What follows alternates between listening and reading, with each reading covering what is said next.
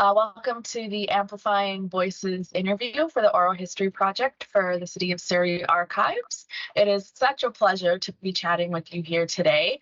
We'll be going over some questions. I can't wait to hear about your story in the school district and your journey that you've had as an educator, as an advocate, and I can't wait to learn more from you about the things that you did and continue to do. Thank you so much. That's a wonderful opportunity. Awesome. So let's start with a bit of biographical info. So I'm going to start with, what's your full name? My full name is James Braden Chamberlain, and my last name is spelled Chamberlain. Perfect. And what are your pronouns? My pronouns are he and him. Awesome. And so let's dive into a bit about yourself. When and where were you born? I was born in Terrace, British Columbia, which is in the northern part of the province, in 1962, a long time ago. Nice. Okay. And so did you grow up in Terrace, or was there another part of BC that you grew up? No, I started my schooling in Prince Rupert, and I was in Prince Rupert in public school from grade 1 to halfway through grade 3. Kindergarten didn't exist back then. Okay. And then we moved to Surrey and in the Guildford area, and I was in elementary school from half of grade 3 to the end of grade 6 in Surrey.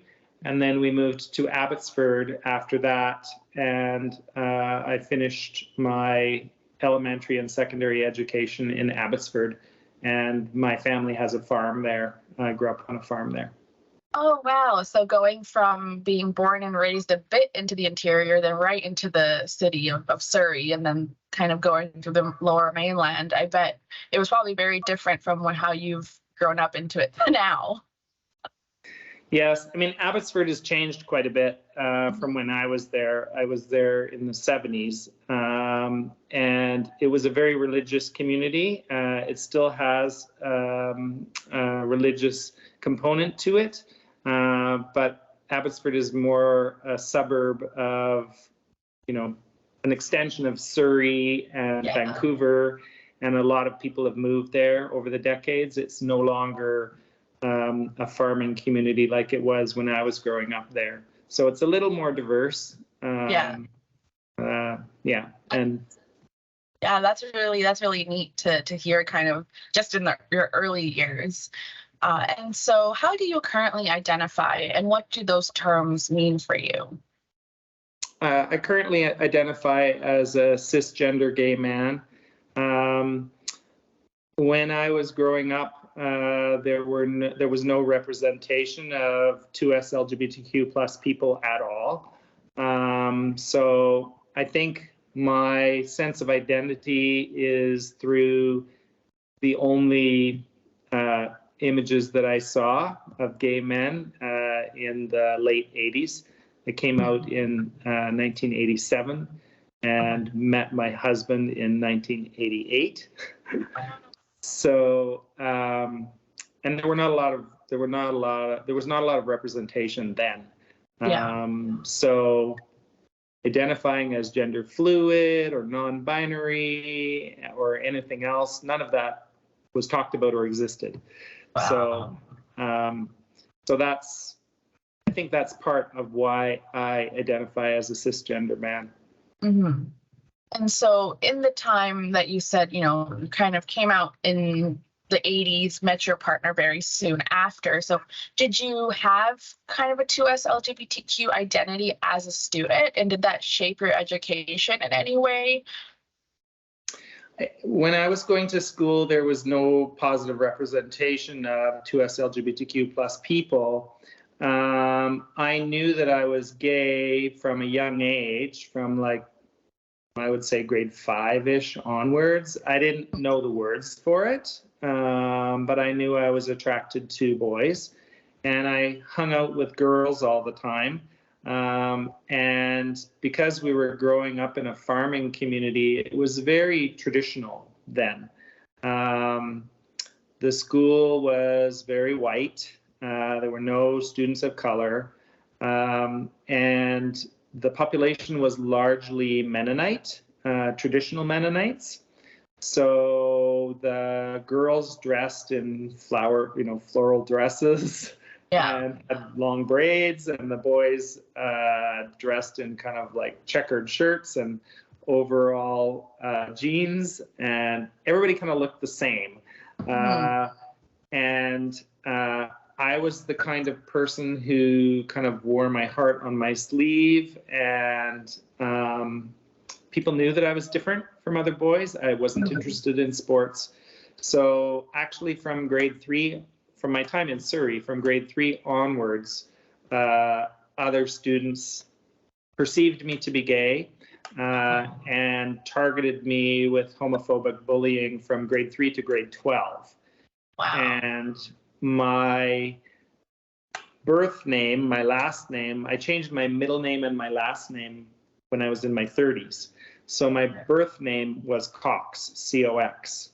And so I was targeted by pejorative names attached to that and other homophobic names for years and years and years. And so being harassed at school was part of what happened to me every day. And it intensified as I got older and went through the different levels of the school system. And I wasn't the kind of kid who could ignore it, like pretend it didn't exist. So I was an easy target because other people could see the impact that it was having on me. So I actually didn't enjoy school. I hated school and I feared school. And the farm, like being on the family farm, was the safe space for me. Okay, yeah. I was going to ask about family. Like, you're at school and you have all these, terrible things. And were you able to kind of find solace when you went home?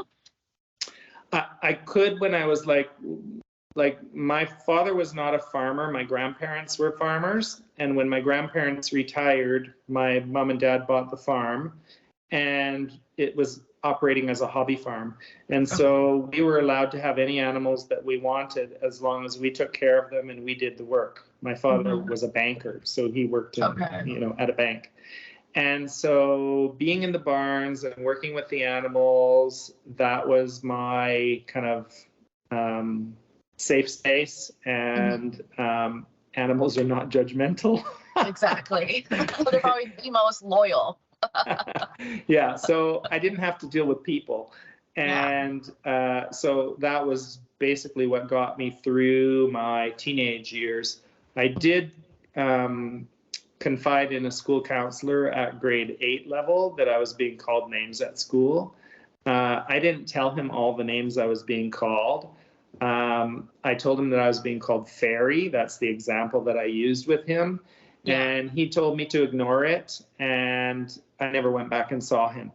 And I never told my family at all in my entire schooling about my treatment in school, because I couldn't come out. And I told them actually when the court case against the Surrey School Board started.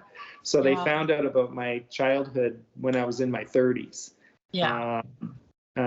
Because it was not something that could be talked about back then.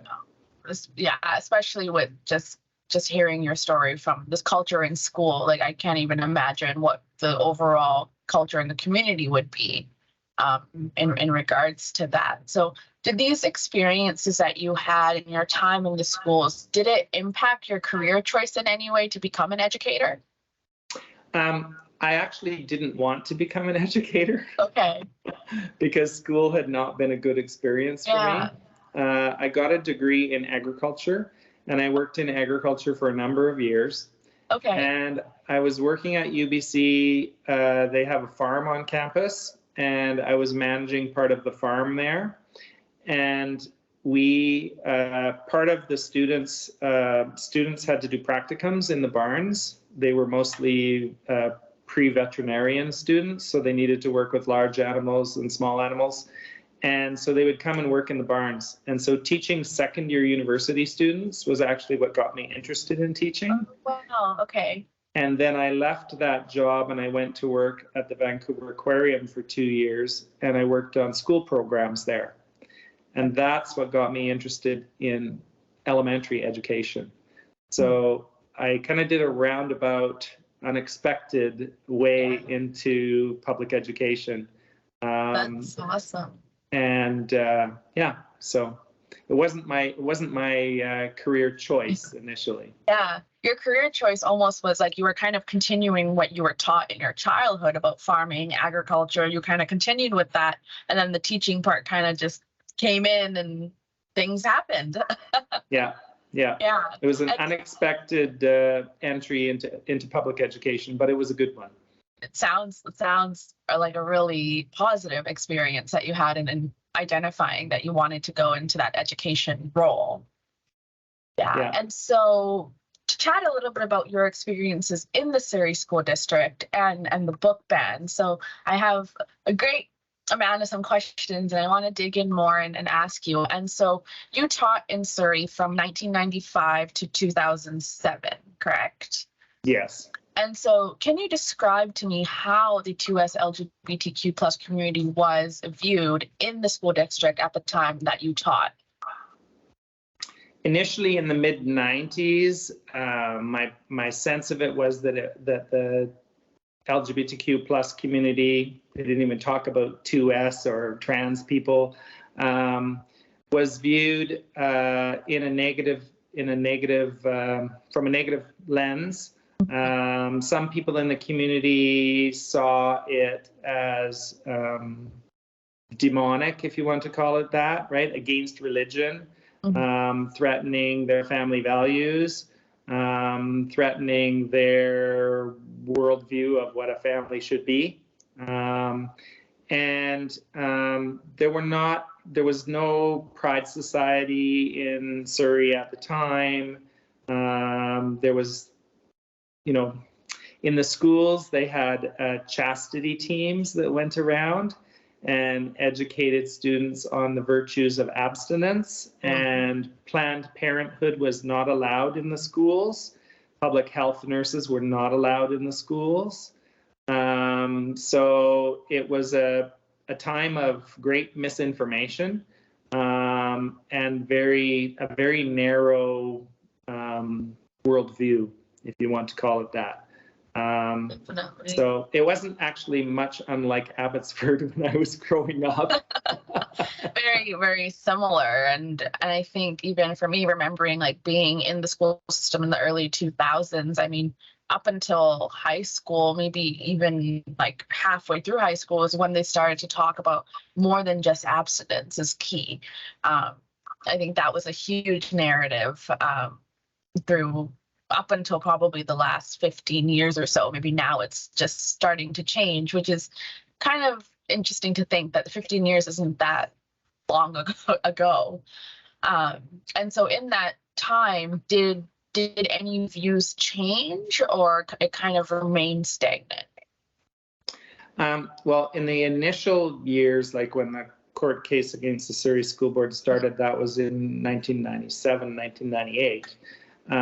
In the initial years, the media were all over it because they saw it as a gay kindergarten teacher in Surrey versus a fundamentalist Christian school board.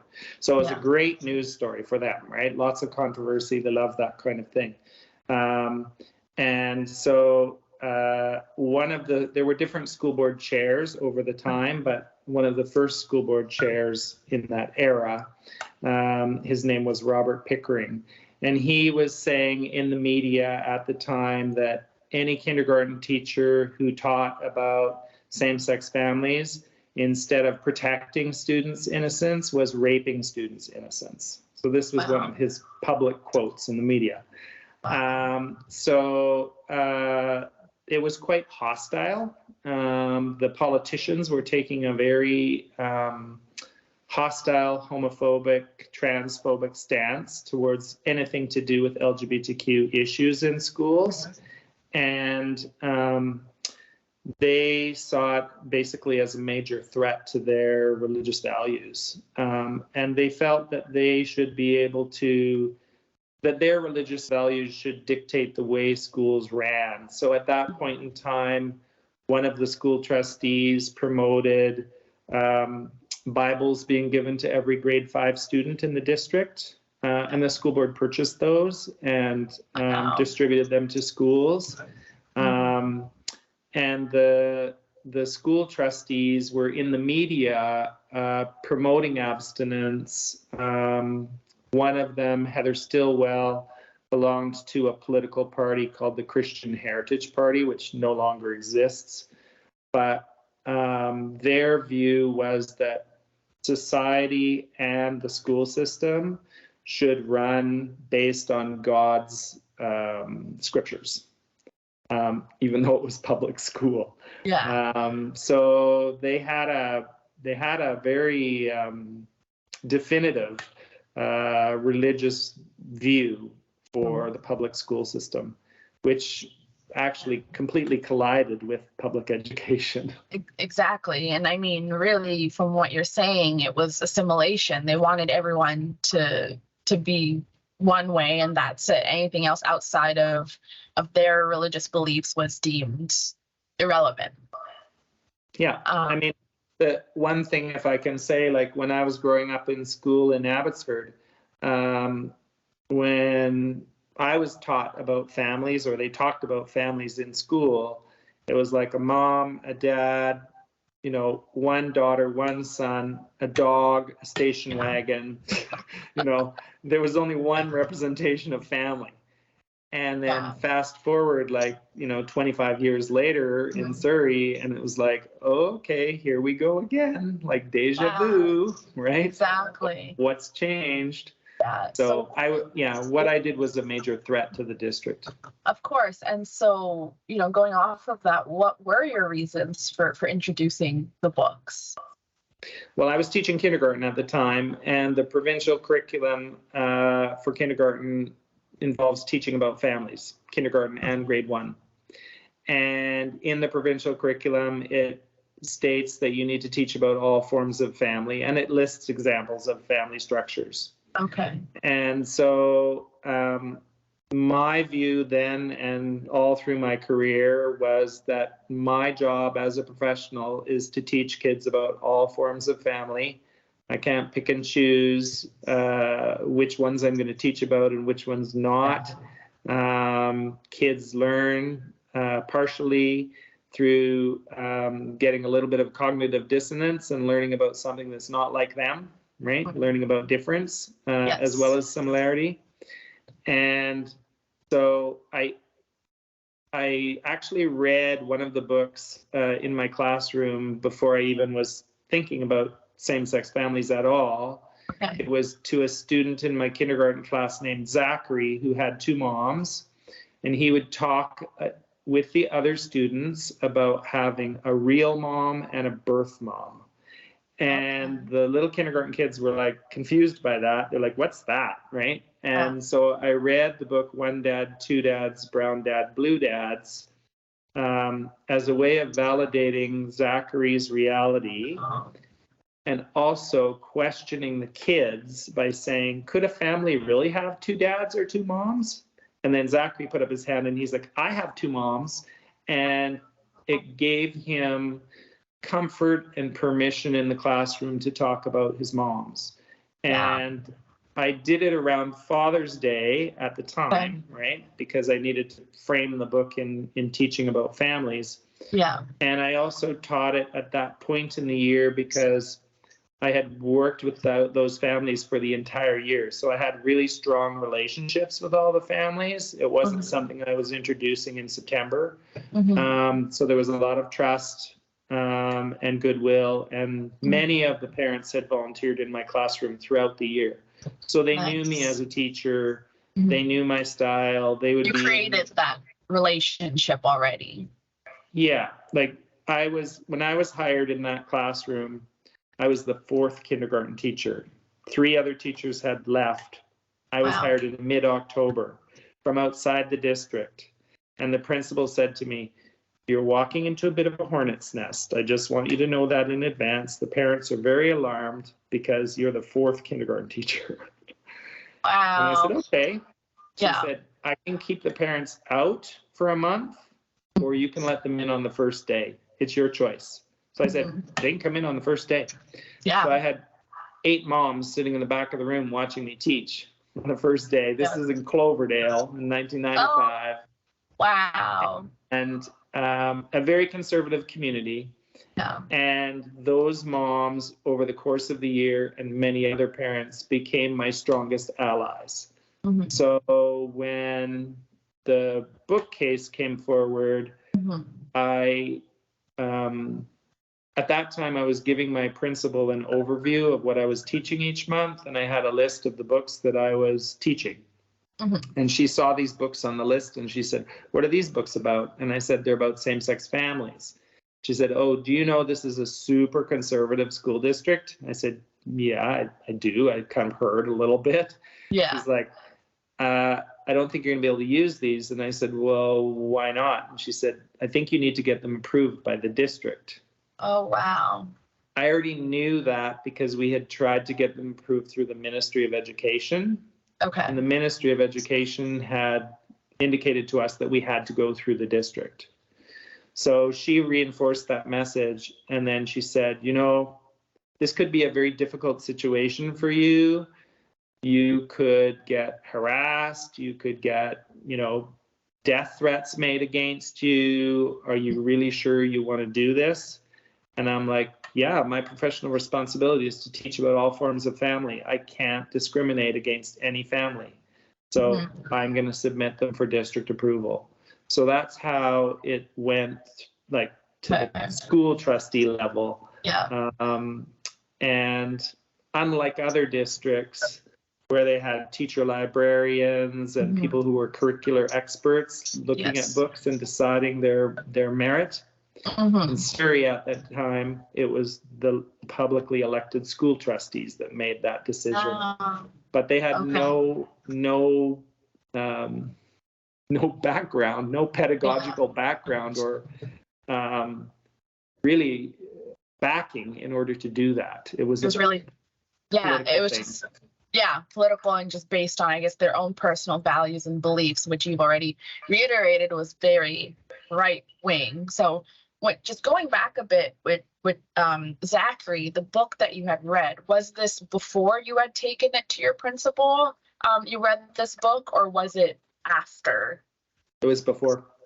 Okay, so you kind of went, okay, we're going to do this anyways. And then was there a protocol that you had to go and get the rest of the books approved?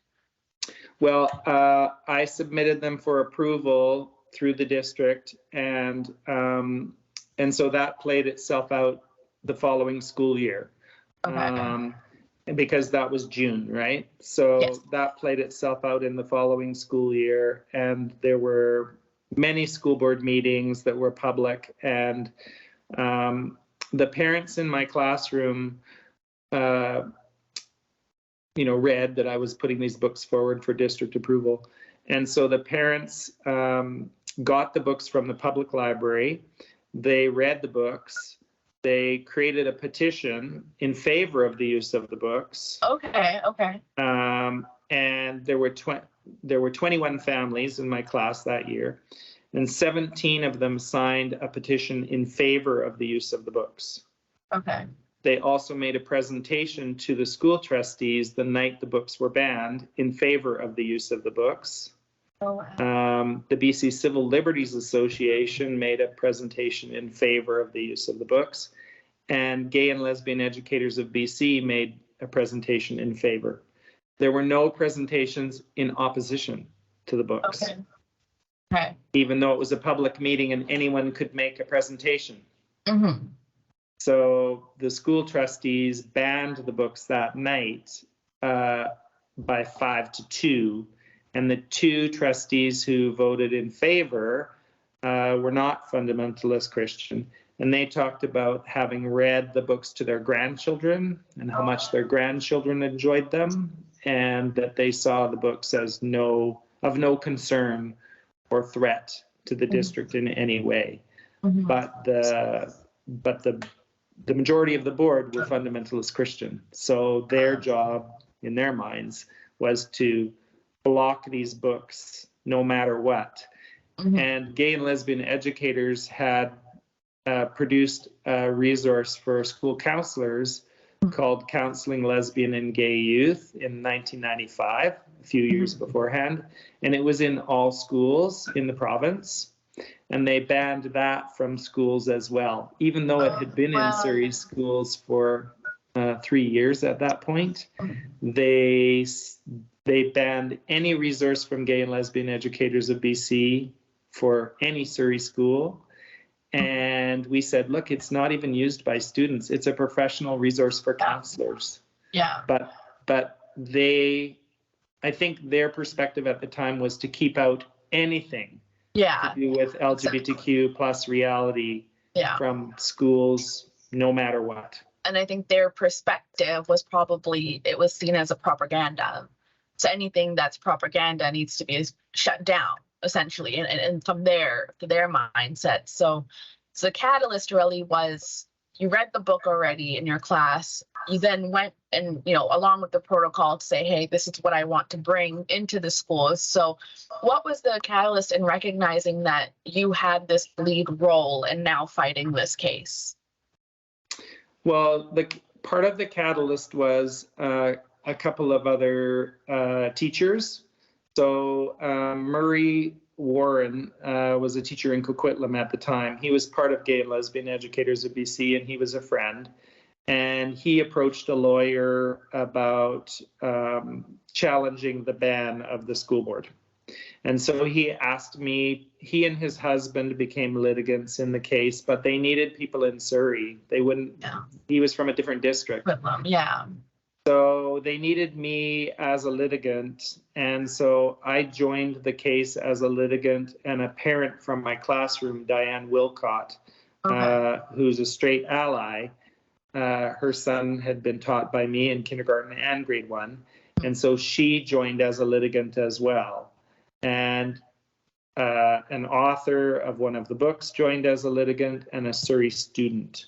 So they had, all of us attached to Surrey became the impetus for the case. And that was, the catalyst was Peter and Murray, but the impact was the collective impact of all of us. Definitely. And so what was the initial response from the community and your other colleagues when you first introduced the case that you were going to go and fight this book ban? Well, the reaction from colleagues in my school, I was at Latimer Road Elementary. At the time, I was still in Cloverdale. It was my second year there. The staff, the majority of the staff were pretty hostile to me. They were very conservative people. They felt I was bringing a political issue to the school level. Many of them had beliefs similar to the school trustees, and they told me that I shouldn't be doing it. I was doing something political in the school. I was promoting the gay agenda. And I said, you know what? I'm promoting an agenda of equality for every student. I'm promoting an agenda to keep every child safe. That's my agenda. And that was uncomfortable for them because they couldn't argue against safety for every student. Exactly. But the tone was a bit hostile from some staff members at the school. And the principal was very supportive of me, but she's one person. Exactly. And I was also pushing in staff meetings to have our student code of conduct and our school code of conduct include all the grounds that are prohibited for discrimination under the BC Human Rights Act to be listed in our code of conduct for the school. Yeah. And a bunch of people on staff got really agitated about that because sexual orientation was in the list. And that was the only one they kept bringing up. Ah, okay. And so I was like, you know what? If we're, prohibiting discrimination based on religion, race, and other prohibitive grounds, sexual orientation is just part of the list, is just another one of the things, right? But the principal that I was with initially retired, and another principal came on board, and they decided to do a secret ballot at a staff meeting. Wow. Because they didn't want to put up their hands publicly and vote in favor or against. Yeah. And so they did a secret ballot at the staff meeting, and it failed. And the Surrey Teachers Association, the union president, came to the school, and he met with all the teachers. He was supportive of what I was doing. And I said, I'm not going to attend the meeting because then they can speak freely and say whatever they need to say. Yeah. So he met with them for a few hours, and then afterwards he came to me and he said, this staff is extremely homophobic. I would recommend you do not stay at this school, that you transfer out at the end of the year, and we will find you a safe place to teach. This was all alongside now the news of the book ban had come out already. It was kind of adjacent to all that. So there was 2 or 3 things happening all at once for you. Yeah, it was parallel. Everything was in tandem. Mm-hmm. And so he recommended that I leave the school, which was kind of traumatic for me at the time because I really loved the school. I had excellent relationships with the parents and the kids and the principal, and so I had to leave the school because many people on staff were hostile. Some people were really supportive on staff, but they were fearful of other staff members. So it was a really interesting journey. Yeah, definitely. A lot of different things happening. And so from the time that the ban was announced by the district to the time that you ended up taking it to Supreme Court, what were some kind of key meetings or any responses from the Surrey Teachers Association in that time frame? What happened in that time? So that time frame was a 6-year time frame.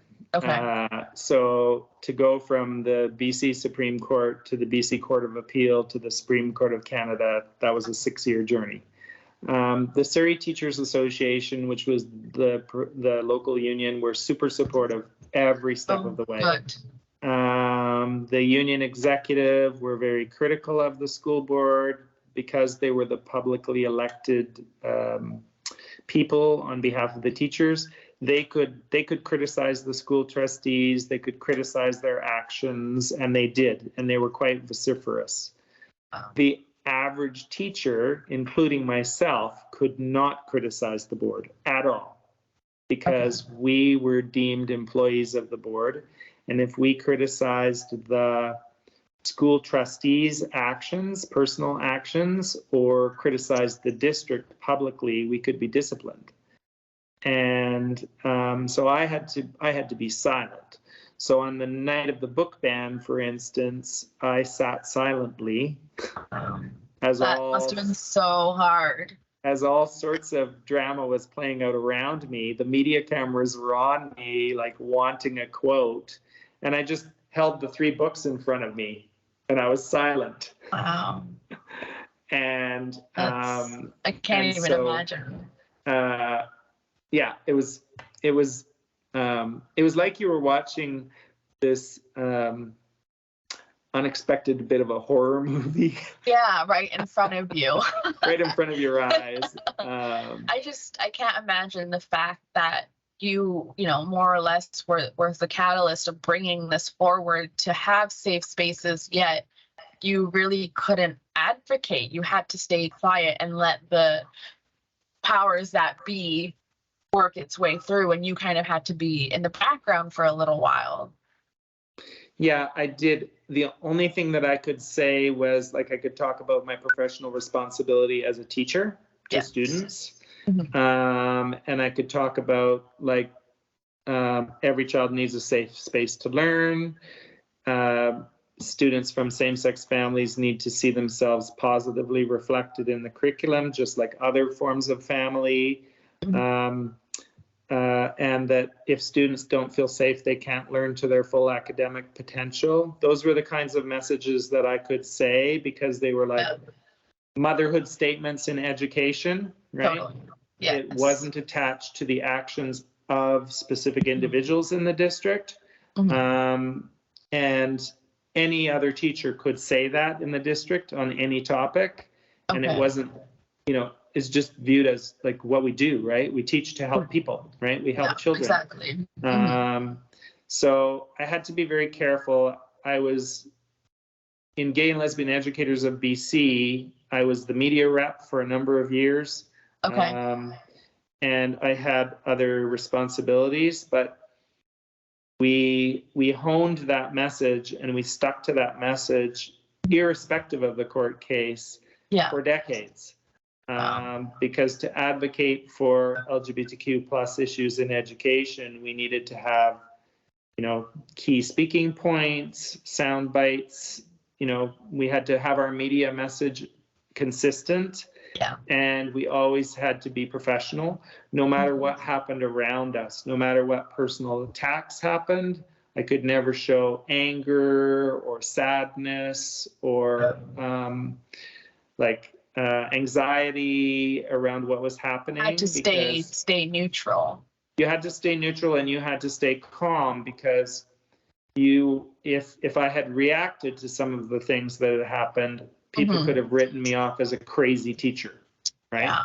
So you're inadvertently representing the wider 2S LGBTQ plus community in the role you're taking, but you're also representing the teaching profession. So, it wasn't a problem for me because I grew up in a conservative community. I'm a conservative person. I knew how to stick to my lane. And knew how to play that role, essentially. Most of the time. I did make one error in 2000. Which got me suspended from the school board briefly for a couple months. And I can talk about that later. And that was on LGBTQ plus issues. I got a major hand slap and then I went back to being silent. But And so in those 6 years, you essentially took a stand, but it was a silent stand. And how many other colleagues did you have standing with you when it came time for the court proceedings? Individual teachers in Surrey stood with me quietly. But we built the case around affidavit evidence. So there was no one testifying, including myself. So it was all written affidavits. And so we had kindergarten teachers in other school districts read the books in their classrooms and write affidavits based on the reactions of the kids, the families, the impact, the positive impacts. And so we built the case from teachers outside of Surrey, because teachers in Surrey could not read the books. And we also built it based on educational professionals like curriculum experts in other districts as well, because no employee in Surrey would stand on our side of the book issue, because it could be viewed as being critical of their employer.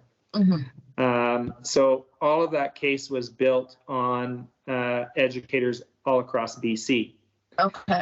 And the school board had a number of arguments against the use of the books. One was that it was damaging and harmful to 4- and 5-year-olds and that it was not age appropriate. And the fact that the books were read in other kindergarten classrooms in other districts, showing no ill harm to those children, blew that argument out of the water for the school board. So I basically just phoned other kindergarten teachers who were my friends in other districts and said, would you read these books in your classroom? Would you write an affidavit? And they were like, absolutely, I will. Teacher librarians were also super supportive in Surrey and out of Surrey, because the school board banned the books twice, but the first ban allowed them in the school library. Not just in the class. Not in the classroom. Not in the classroom. But parents could check them out from the school library and read them at home. The teacher librarian couldn't read them. The teachers in the school couldn't read them, Okay. but they said it's okay to just have them in the library.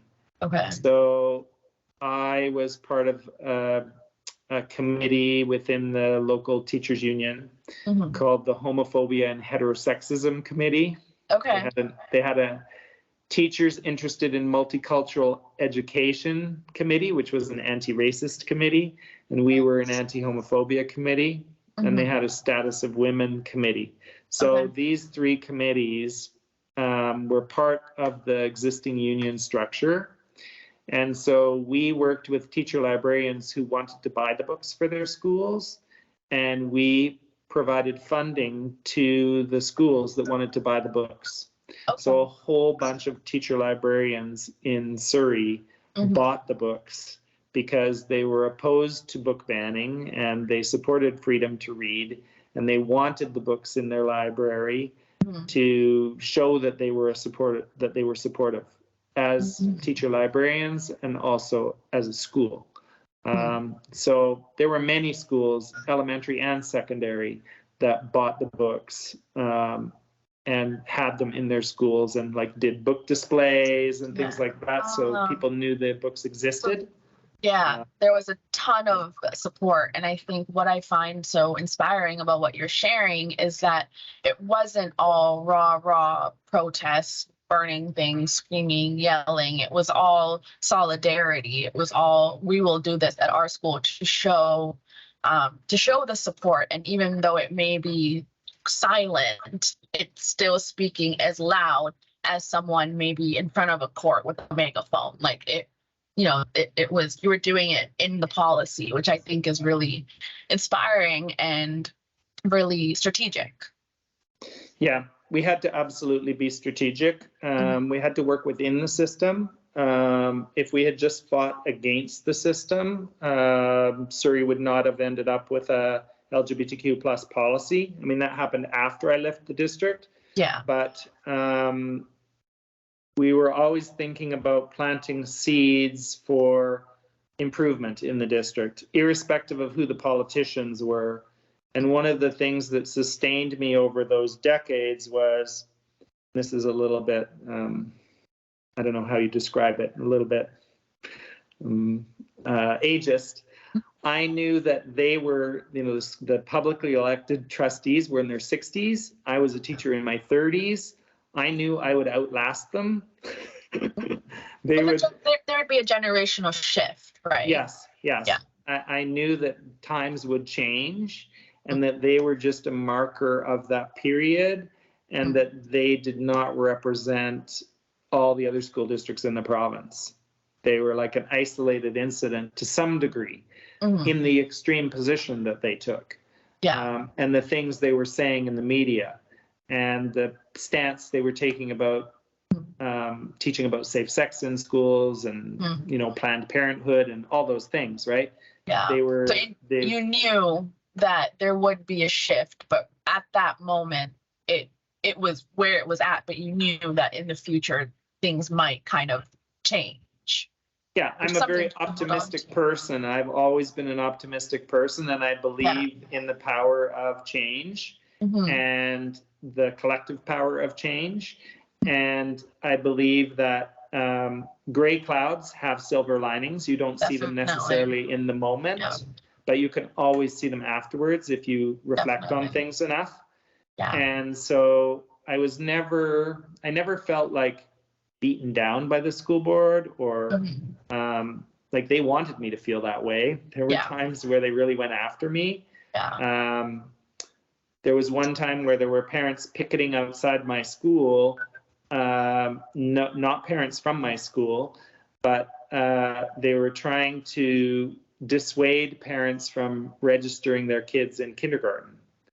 And there were 2 kindergarten classes in that school, and they were, as the new parents were arriving with their kids, they were saying to the parents, make sure your child is not in Mr. Chamberlain's class. Now, parents can't pick which class, but they were trying to influence that narrative. And what happened was it actually had the opposite effect. many parents requested me as a teacher, and the colleague had very few requests. And Yeah. we talked privately in the school that we weren't going to do that, right? You can't pick the teacher.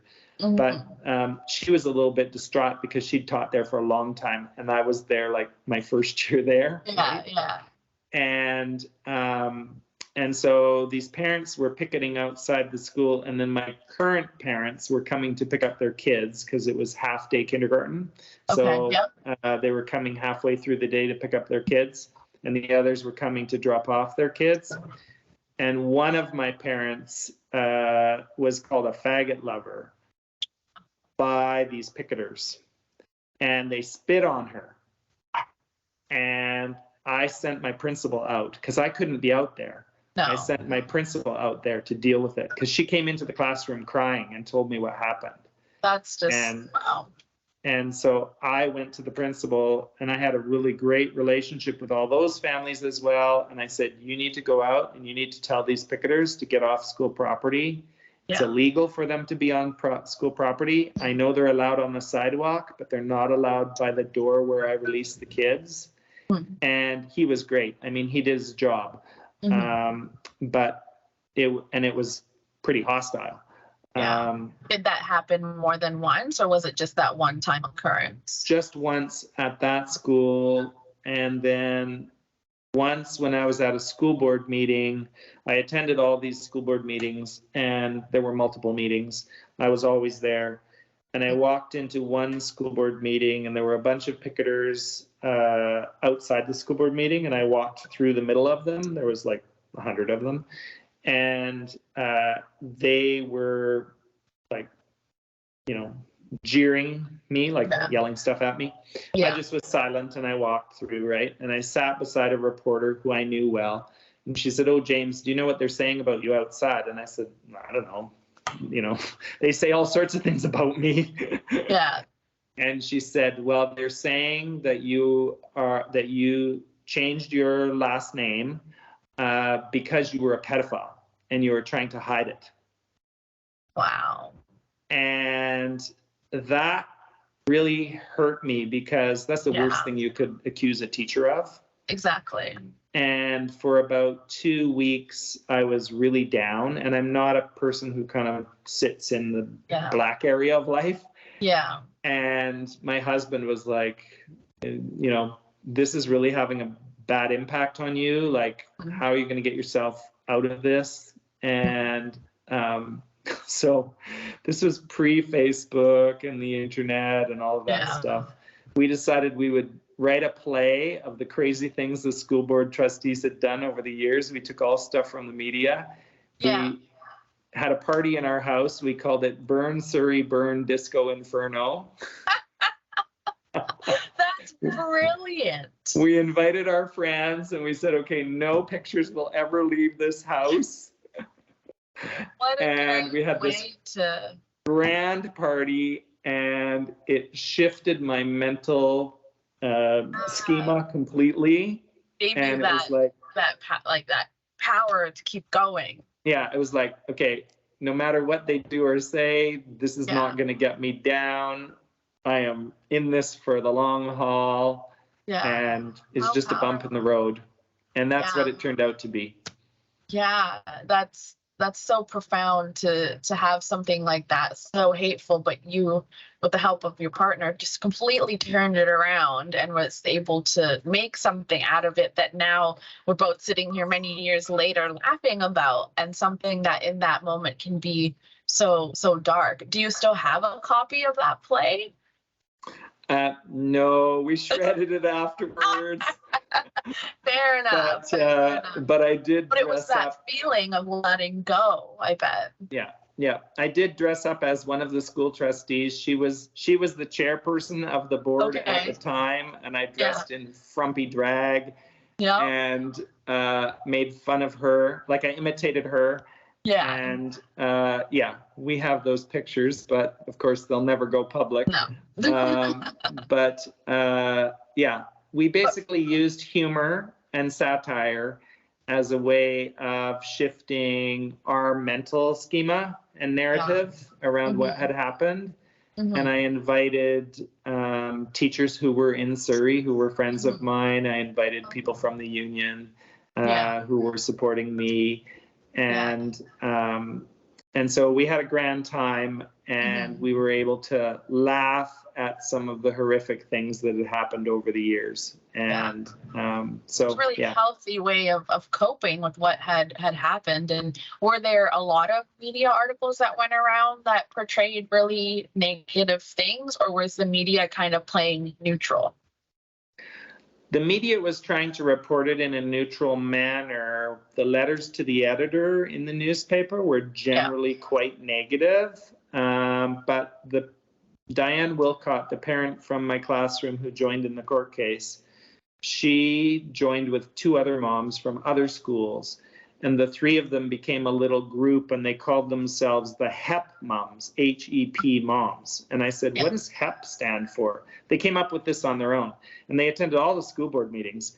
And they said, HEP stands for Heterosexuals Exposing Paranoia. Wow, I love that. So they went into the media. They attended all the school board meetings. They went after the school trustees and asked them questions about the book ban and how they were going to represent all families. And they hammered them at school board meeting after school board meeting after school board meeting. The chairperson who had talked about raping students' innocence, he left the district because he said he was being harassed by these 3 moms who he called militant homosexual activists. Okay.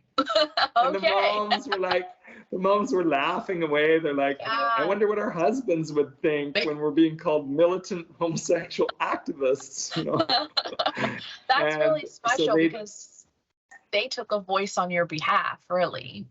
Yeah, and they could because they were parents, and they laughed off some of the crazy things that the school trustees did, and they were a presence in the Surrey media for about 3 years. And it was hard for people to criticize them as having the gay agenda, quote unquote, because they were straight moms. And they represented different schools too. And these moms didn't know each other before the book ban. They became connected to each other as a result of the book ban. That's a true definition of allyship right there. I mean, the perfect example. And so, thank you for going through kind of the chronologically of what happened and the things that had taken place. So when it was time to go to the court proceedings, you said there were 3 court proceedings? Okay, and can you just kind of walk me through briefly each one and kind of what happened, and then kind of the final Supreme Court of Canada, how this all kind of came back around? So the first level of court was the BC Supreme Court, and affidavits were presented in the court. And at that level, the lawyer for our side, his name is Joe Arve, he read the affidavits of Diane Wilcott, the parent from my classroom, my affidavit about my school experience in Surrey and in other districts. And that was the first time any of that had ever been public. Like, no one ever knew my story about being a student in school. Yes. And he read a couple of other key affidavits around the impact of the books in other classrooms and around what curricular experts had to say. And so that's one judge at that level. And she ruled in favor of us and said that the school board had erred in their responsibility under the School Act, and that they had not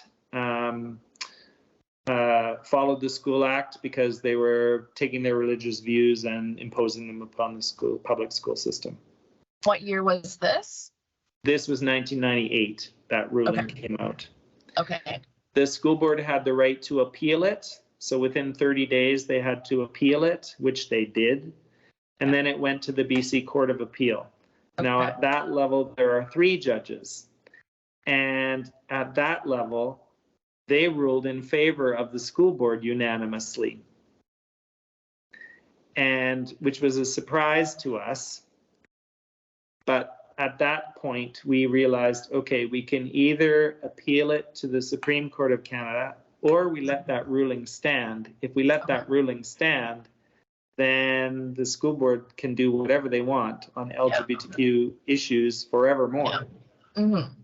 So it wasn't an option really for us just to roll over and play dead, because we would be responsible for all of the school board costs plus all of our costs, which was over $1 million at that point. Oh, I bet. And so between the first and second ruling, what was the year?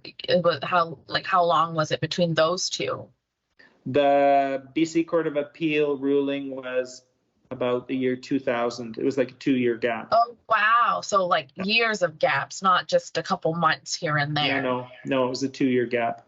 Okay. Then the Supreme Court of Canada can choose what cases they hear and don't hear.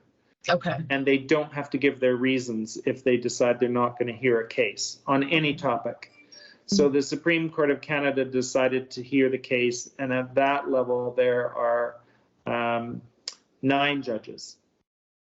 And so they agreed to hear the case, and their ruling came down in December of 2022. Okay. 2002. No, I'm 2000, 2 okay. decades, 2 decades ahead of myself. You're good. 2002. So December 20th, 2002, they ruled in favor of the books by a margin of 7-2. So 7 in favor. And at that time, cases that went to the Supreme Court of Canada usually ruled like 5-4. They were hardly ever. This was a huge margin. Yeah, they hardly ever did a majority ruling or a close to majority ruling. And at that level, the lawyer for us and the lawyer for the school board and a whole bunch of other intervener lawyers attended in Ottawa. And I did not go because I was teaching. But the strategy for our lawyer, he read the books in the Supreme Court of Canada. And he said, this is unconventional as a legal way of doing things, but I want you to hear the books. Yeah. And they entertained it. They could have shut him down, but they entertained it. Yeah. And then he presented the affidavit evidence on our side. The school board had affidavit evidence, but all of their affidavit evidence was from out of the province. It was from Saskatchewan. Okay. And all of their experts were in religious schools in Saskatchewan and Alberta. Okay. And so the judges knew in that time frame, in 2002, that was coming from a very specific area of opinion. Yes, and none of their people were from British Columbia. None of their curricular experts. Okay. No teachers.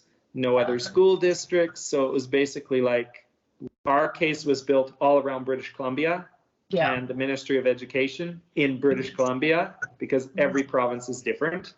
And their case was built around Saskatchewan and independent schools, which were religious, and no public schools. Yeah. So their arguments were around harm and damage to young children. They also said that if LGBTQ plus issues were to be discussed in schools, that it would be possibly age appropriate at age 15 or 16 and older. That if young children heard these books, they would be confused about their own gender. They would not understand what it meant for a mom to be a mom or a dad to be a dad. These were some of the arguments. And they also argued that it was like against the provincial curriculum, which it wasn't. No. Yeah. So they were trying all different kinds of things. Some At of that them point, they were just reaching for wherever they could. Yes, but the affidavit evidence from the first case to the Supreme Court of Canada was the same. You couldn't add stuff in. You had to build your case at the first level, and then that affidavit evidence worked its way through all the levels of the court. So when we initially put the case together, we had no idea it would go to Supreme Court of Canada. We had no idea we would be involved in 6 years of litigation, right? Or that I would be in the media for 6 years. Yeah, definitely. Right? So we were kind of naive, and I think that was actually a good thing, because if I had known how it would have impacted me over those years, I might not have agreed to be part of a case that was so high profile and ended up having a huge positive impact nationally. But I didn't know that at the time. Yeah. How did you feel? Like, did you get a phone call after the Supreme Court, ruled in favor? Like, what was that moment when you found out that you and everyone else on your team won? Well, we were notified a few days in advance that the ruling was going to come out on a specific date. Okay. And so the BC Teachers Federation, which is the provincial union, decided to schedule a press conference that morning. Okay. And so I talked to my principal to get leave for that morning to attend the press conference. Okay. So I didn't know the ruling until about 2 hours before the press conference. I read it on the Supreme Court of Canada website. Yeah. And of course, our lawyer phoned me. Yeah. Right? But I didn't sleep for days. I bet. And because I knew the impact if we had lost, right? And we didn't know what the Supreme Court of Canada would do. And so basically I was, in front of the media cameras 2 hours after I had found out, with like 3 hours of sleep. And I had to teach that afternoon. So I was still teaching kindergarten. So my morning class had a teacher on call, but my afternoon class, I had to be at school. Yeah. So, so my focus was get through this press conference and get back to school and teach. Exactly. Yeah. So it was kind of surreal. Like I couldn't believe that we had won. It was a huge sense of relief. Definitely. But my job continued. I was a teacher every day. Exactly. Yeah. So it wasn't like I was going to take a sick day or say I needed a mental health day, or get some special reason from my union not to attend that day. It was like, no, I'm at this press conference and then I'm back at school.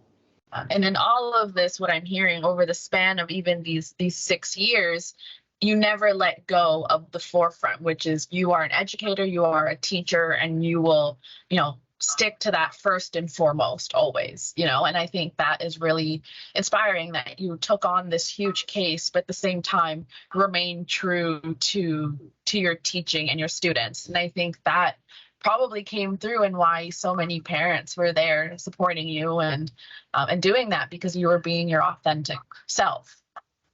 I think so, because, parents have really good crap detectors, for lack of a better word, right? Definitely. They can tell if someone is authentic or not. Yes. And when they are volunteering in your room all the time, and when they see you in the media all the time, which is very unusual for a teacher. Yeah. And when they, these moms that went to the school board meetings and, agitated the school trustees, right? They saw me in many different realms, and they saw me sticking to my message, being true to my students, never wavering, no matter what happens to me. And a teacher's professional reputation follows them their entire career. Absolutely. And I later became a vice principal and a principal, and all of what happened during the court case years, if you want to call it that, were part of my professional reputation as I continued my career, right? I was an out gay man from the first year that I started teaching, in a time when nobody was, very few people were out in the province at all. I stayed true to being out as an educator, and that made people uncomfortable at different stages along the way. But yeah, you have to be authentic, and it will make you, it'll make you stronger. It'll make you thrive. It'll make you a better teacher. But if you do something to damage that professional reputation, it can sink you pretty fast. Definitely. So it's very strategic, and you have to, for lack of a better term, play your cards right, essentially. And so the result, obviously, we know at the Supreme Court level, it passed. It was, you were able to go back to those books. What was I guess I'm asking from both sides, were there any repercussions after that? And what was the outcome of now the books can be in classrooms? What happened after? Well, there was the Supreme Court of Canada ruled that if those 3 books were not good enough for Surrey schools, the Surrey School Board had to come up with alternative books on the same topic. Okay. So the school board set up a committee at the district level with two principals on it, 2 school trustees, 8 parents, and 2 teachers. So I was appointed by my union as one of the teachers, and one of the elected executive members of the union was also the other teacher. And the 2 school trustees were fundamentalist Christian because they dominated the board. They could pick whichever trustees attended those meetings. And they picked conservative principals because they got to pick the principals. And the parents, most of them were conservative as well. Wow. But the school board knew they had to come up with something. So they phoned me and asked me what books I would recommend. Okay. And I said, I'm not giving you any titles. You've been fighting this case for 6 years. You guys figure it out. I'm not helping you. Do the work, yeah. So they came up with some titles. We had a number of meetings, and the policy for that committee was that 75% of the committee had to rule in favor of a book for it to be used. Okay. So we had a bunch of meetings, and in the end, we landed on 3 other books. We did not have the 75%, and the school superintendent was allowed to vote, and he was the one vote who tipped it over the balance. Wow. Okay. He was a new superintendent, so he didn't have the history and the baggage of Surrey, and so he voted in favor, and then those 3 books could be used. Okay. But the repercussions were that all of that was political as well. It was in the media, blah, blah, blah. And so there was a huge chill created in the district where teachers were fearful to even use those 3 books for another 10 years. So until 2013, there was nobody teaching about LGBTQ issues or same-sex families in Surrey because teachers were fearful. And then once Surrey passed LGBTQ plus policy protecting teachers to be able to do the work, that was in 2013. Okay. It was the 26th school district in British Columbia to pass a policy. It wasn't the first. Wow. Then teachers could actually start to do the work. So the court case, put a line in the sand for other school districts to not allow the banning of books. Yeah. And it created a legal precedent across Canada. But the chill in the district remained for a very long time.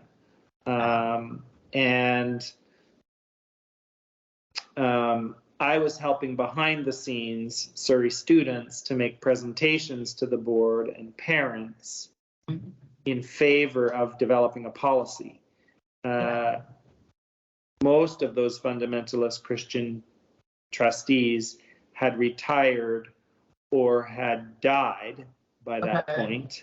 And there was a different set of school trustees. There was a shift starting to come in now. There was a progressive majority of school trustees on the school board at the time when the policy was passed. It wasn't unanimous. But, the table had completely turned. And so they did pass a policy. which allowed teachers to do the work. It's just so interesting and kind of, sad to know that such a big case was won, but at the same time, as we know in the state of the world, is there could be policies, but the culture of community is probably the hardest to change. And that's kind of what I got from what you just shared about that is, yes, you took it to all those steps, you succeeded, but there was still work to be done to now convince the community that it's okay, you can do this. But that took still a little while. Yeah, like during those years, during that decade, Surrey Pride started. Yes. Share Vancouver, which is based in Surrey and Delta, started.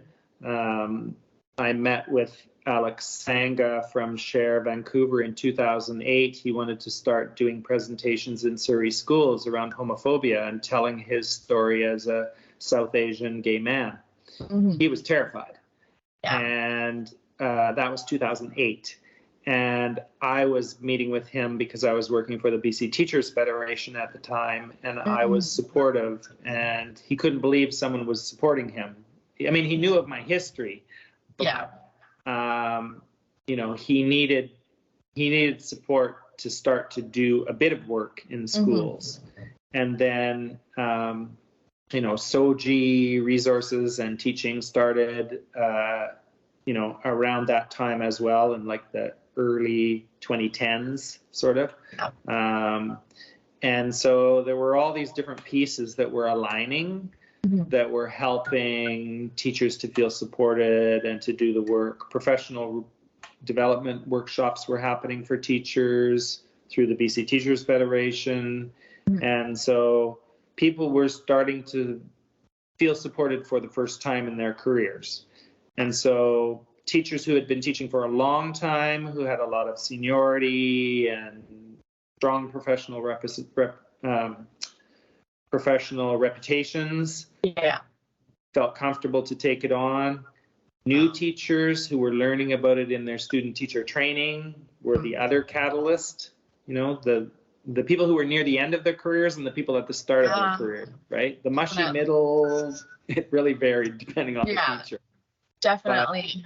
But the people who wanted change or who had been waiting for change for a long, long time, those were the people who started to do the work in their classrooms. So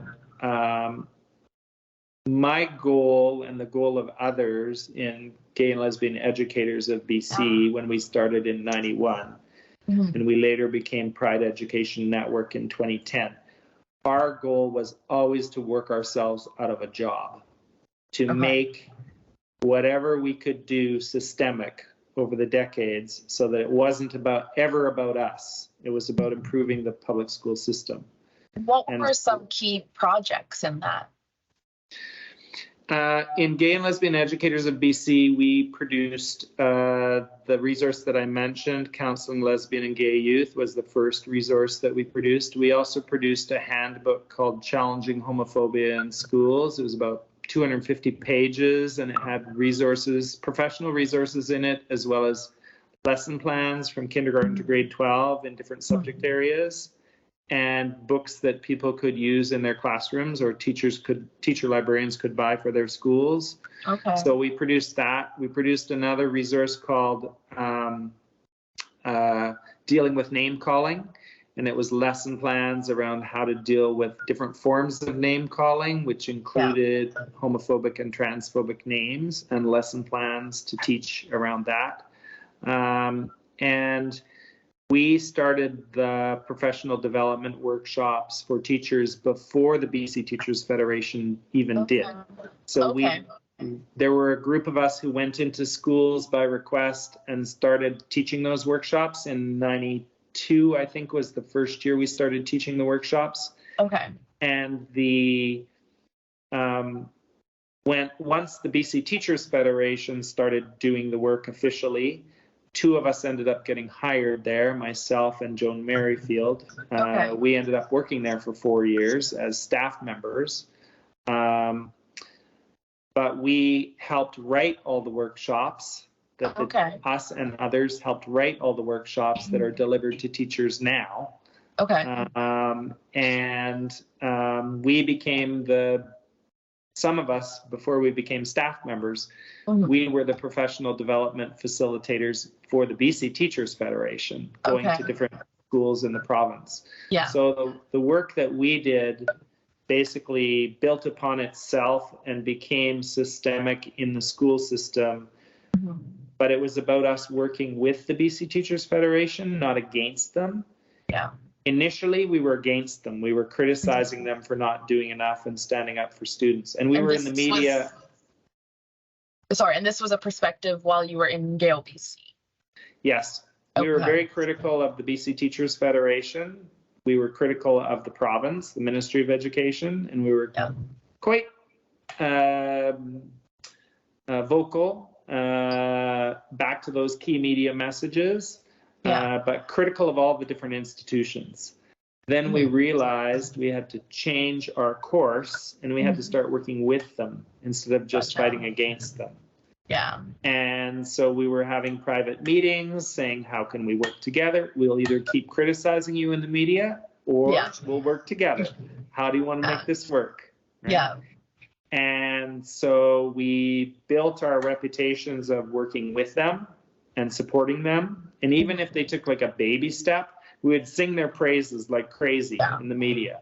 Yeah. So we were empowering fearful people to be less fearful and to lead.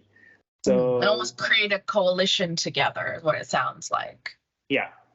So in the early years of criticizing the BC Teachers Federation, we brought a motion forward to their AGM, which is their big annual general meeting of teachers all across the province, where they make all their political decisions. Yeah. And we had teachers from different school districts put forward the same motion across these different districts so that it would get onto the floor for debate. Okay. And we created postcards, and we had students use pseudonyms and write about their experience in schools and what they wished it had been. And we distributed all those cards to the tables of the different delegates from the different school districts. So they were reading kids' lived experiences firsthand while they were listening to the debate. And so it was kids talking about school being homophobic and transphobic, or that they had suicidal ideation and how awful it was, and then what they wanted school to be. And because of the court case, it also generated interest in that meeting. So there were TV cameras from all across Canada there. Yeah. And while the debate was happening, we were at the microphones debating in favor, and we had teachers from other districts doing the same thing. And there were a tiny handful of teachers from Surrey and Abbotsford who were very vociferously against. And they were saying really horrific things at the microphones. And they were getting booed by other teachers in the room. There's 700 teachers in this meeting. I've never seen that ever before. What year was this? This was 97.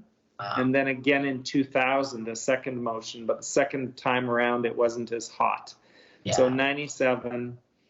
And the teachers in the room voted 95% in favor of creating a program to deal with homophobia and heterosexism in schools.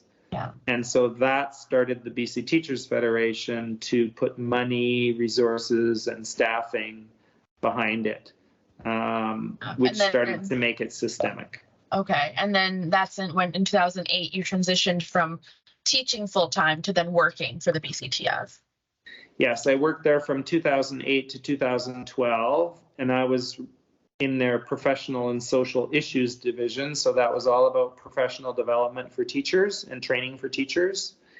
And I was responsible for anti-racism, anti-poverty, and LGBTQ plus programs for the whole province. Wow. And how were you able to implement, and how did you develop those policies and curriculums? Vancouver was the first district to develop a policy. They passed their policy in 2004. And when I started in 2008, there were only 3 districts out of 60 in the province that had policies. So I worked with people behind the scenes to encourage them to develop policies. I talked to students, school principals, teachers, school trustees. A lot of it was off the record because people were scared. Yes. And I talked to them about the key media messages they needed. I encouraged students to make presentations and parents. I made sure people were like standing shoulder to shoulder with them so they weren't alone in those meetings. And I helped them to like write their stories. Right? Of course, yeah. Like they wrote their stories, but I edited it so that it had like the right words, right? Yes, exactly. And so was this also when the SOGI curriculum, the resource, was created as well? It was after I left the BCTF. Okay. So during those 4 years, we went from 3 policies to 22 policies. And then in the 5 years after me, there was a different person in the role. And she got it from 22 to 46 policies. Oh, wow. And then straight ally, very good friend. And then there were only 14 districts left at that point. Okay. And the Minister of Education had a lesbian daughter who was pushing him to make it a provincial rule. Yeah. And he came out publicly for the Liberal government saying every district needed a policy. He didn't ask the Liberal government for permission. He stated it in a press conference. Okay. And so there was the tipping point. Yeah, definitely. And we were saying, BC Teachers Federation and others, look, there's 46 districts on board. Yeah. The ministry has to do something. It can't just be one district at a time pushing for this change. So that's what ended up with, Chilliwack and Abbotsford and some of these other districts that would never have created policies. Yeah, and now they're in place now. Yeah. The SOGI curriculum and, it's not a curriculum, the SOGI resources that support the provincial curriculum, those were developed in like 2013 onwards. Okay. And they were basically building on that former work through Gay and Lesbian Educators of BC, Pride Education Network, BC Teachers Federation. Many of the resources were the same, but some of them were adapted and like brought up to like newer standards in terms of the books that were recommended, because some books were out of print. Lesson plans were rewritten to make them a little more modern, if you want to call it that. So the SOGI resources developed through that same strand. And SOGI was also funded by a philanthropic donor privately. So he provided school districts funding to have LGBTQ staff support in 9 districts, 20% job position. With the agreement that those districts would keep it going after he paid the seed money for the first year. And so has that still been implemented? Yes, those 9 districts agreed to that, and then they got the confidence of doing it 1 year, and then they realized, hey, we can do this. And they were progressive districts, and so that helped districts to implement things in a real way. Definitely. What a journey for you to be a part of from the start to present day. I mean, so much has happened, so many, good things as well. And so, describing your experience from 92, being a new teacher to even today, I mean, how has your experience changed over time? Has there been any change? And then what challenges and opportunities do you see current day? I think the biggest change in terms of like the average person's perspective is that their hearts and minds have shifted because they know someone who is a friend, family member, who is LGBTQ+. like people have come out over those decades. More people have come out. More people have told their stories. Politically, the laws have shifted in British Columbia, in particular, on many different levels. Employers are, they know what they are legally and illegally. Yes. what's legal and what's illegal. Yeah. And in terms of the media and the school system, the media saw this story around the court case as a sensational story in the late 90s. But by the time the school board ruling came, the Supreme Court of Canada ruling came 6 years later, they saw it as a human rights story. They were covering it in a different way. Yeah. And they were saying privately to me, off the record, that they wanted that case to be won. And reporters don't actually share their perspective on things. No. Yeah. And some of those reporters stuck with the story for 6 years. So I knew them quite well. So the narrative from like when I was in school of invisibility or complete negative coverage of anything to do with real or perceived around homosexuality, because that was the only term that was used back then, was very negative and hostile, to a point today where many people, the vast majority of people, get with the program. Like they understand the importance. The gap is different school districts have different policies, and some are stronger than others. The biggest gap, I think, moving forward is implementation plans of those policies. So what does that mean on the ground? What is that school district specifically going to do? What's the timeline for doing it? How are they going to show their progress? That is still a big gap. So there's work to be done.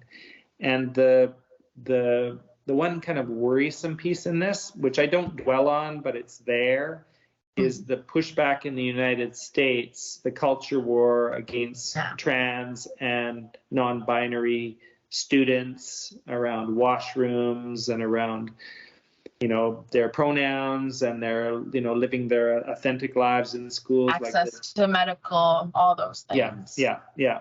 All of that sort of is in the southern United States, but spreading across the states in different school districts, and has bubbled up in Nova Scotia a little bit, and the protests against drag story time in public libraries in British Columbia and different locations. That is worrisome, but I see it as a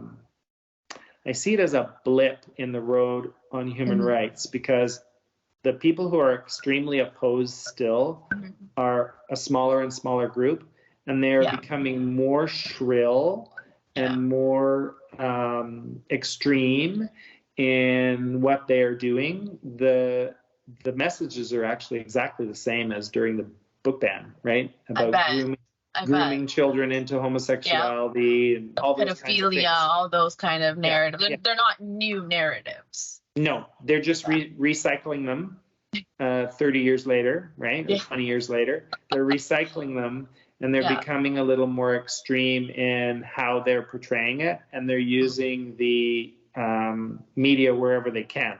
But the mainstream media is largely ignoring them. And so that agitates them even more too. Exactly. We saw that during the court case years and the years after the court case.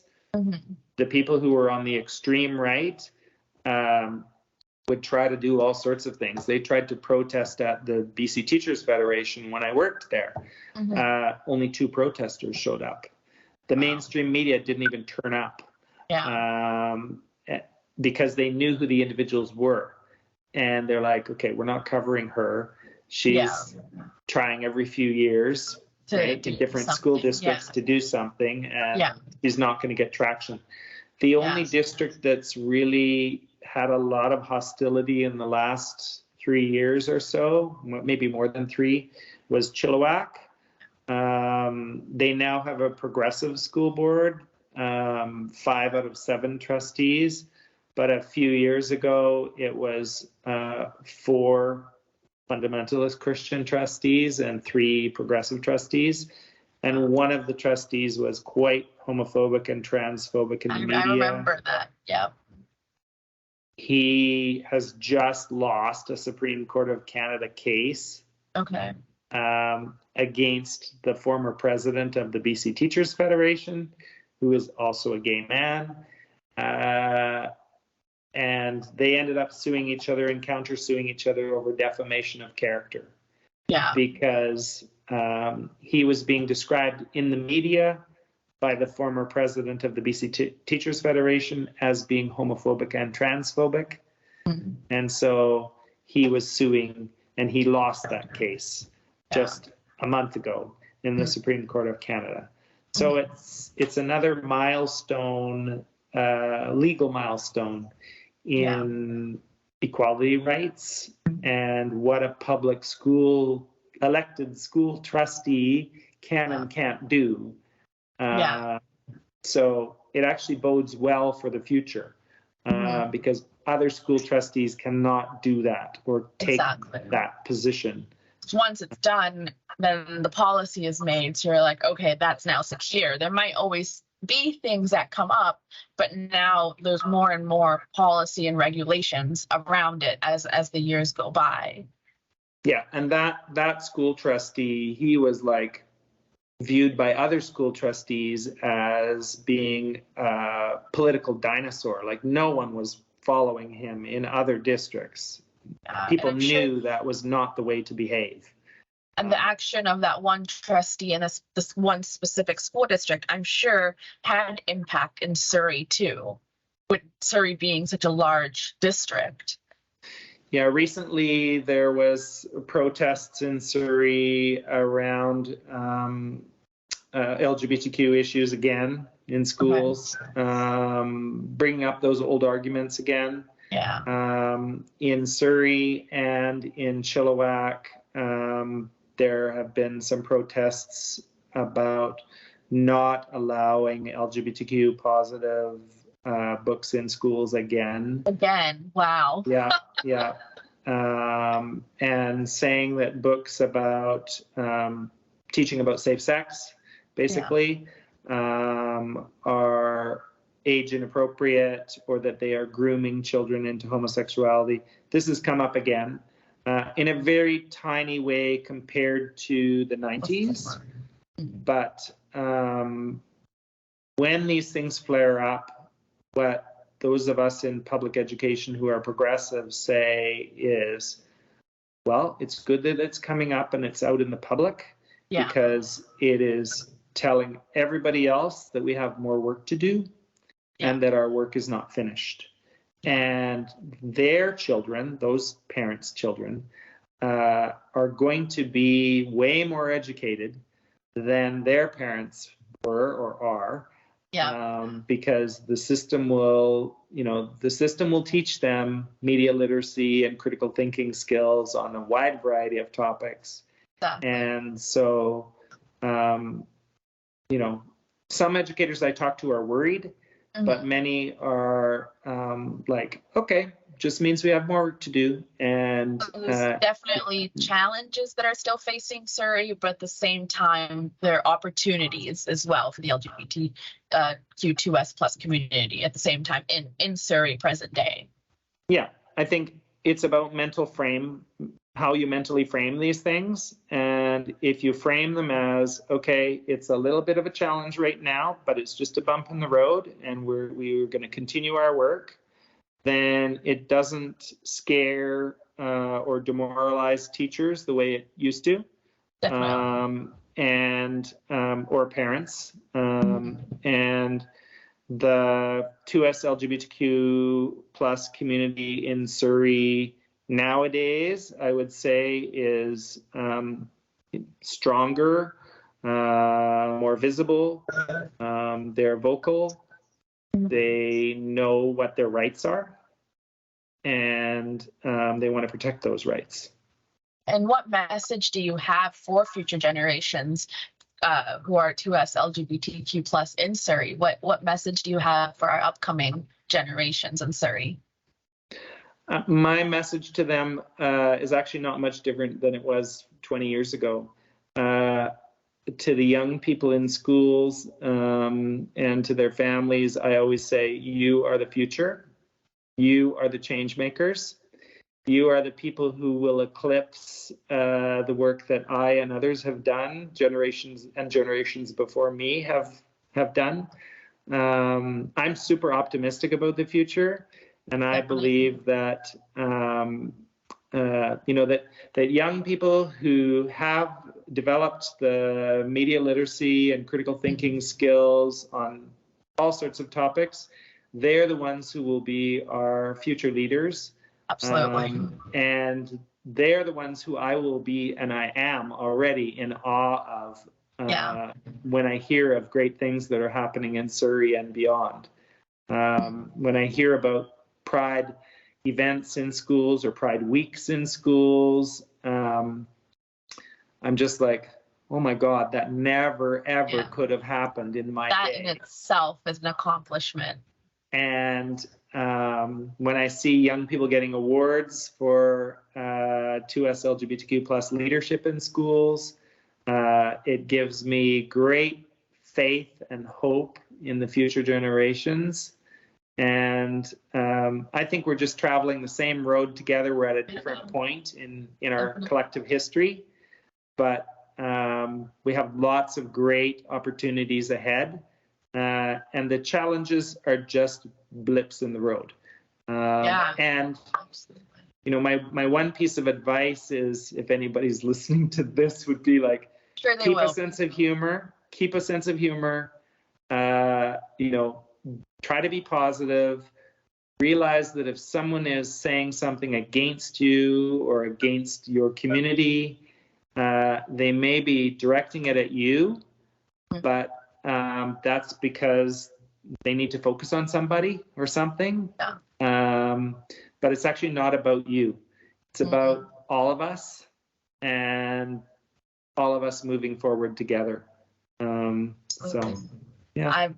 Yeah, very, very beautifully said. And I mean, thank you for sharing the journey that you've gone on from, you know, day one as an educator to now. I mean, you are in your retirement, but you're still so very actively involved. And I think you continue to give students and educators hope that, like you said, there's always going to be a blip, but we keep moving. And each time there is a blip, there's already more solidarity behind it than it was a few decades ago. So I mean, thank you so much, James, for sharing your story and just about yourself. I mean, I've read all the different articles. I've learned about all the different things that you fought for, but learning about the details today was really, I really appreciate that. And so before we kind of wrap up, is there anything else that you would like to share? Or I think we've done pretty good. I'd like to just give a pitch for two things. Yeah. One, in Abbotsford now, the University of the Fraser Valley has a 2S LGBTQ plus Pride Leadership Endowment Fund, which my husband and I set up. Okay. And so any student can apply, any year can apply for a scholarship. And that is, that endowment is set up for eternity. So anyone can donate to it if they want to build that. And in retirement, a year ago, I started an organization called Island Queers and Allies Who Care. It's a philanthropic organization that gives money to 2S LGBTQ plus individuals or groups or projects. We give money away 4 times a year. And we've given money to 5 different groups in different parts of the island and the Gulf Islands. So there is support on the islands, which is far removed from Vancouver at times. So I'm very excited to be helping in those ways now, and not in the classroom anymore. But people should look up those opportunities if they live in Abbotsford or if they live on the island, and reach out for support. Yeah, I know. And thank you so much for sharing that. And, and you say that you're not in the classroom anymore, but I think your legacy and your work is still very well remembered, and you're still very much a part of many Surrey classrooms. So thank you. And thank you for taking the time to chat with me today for this project. My absolute pleasure, and congratulations to everybody in Surrey who are working there every day, and those of you who will be traveling the same path in the future. Yes, awesome. Thank you again.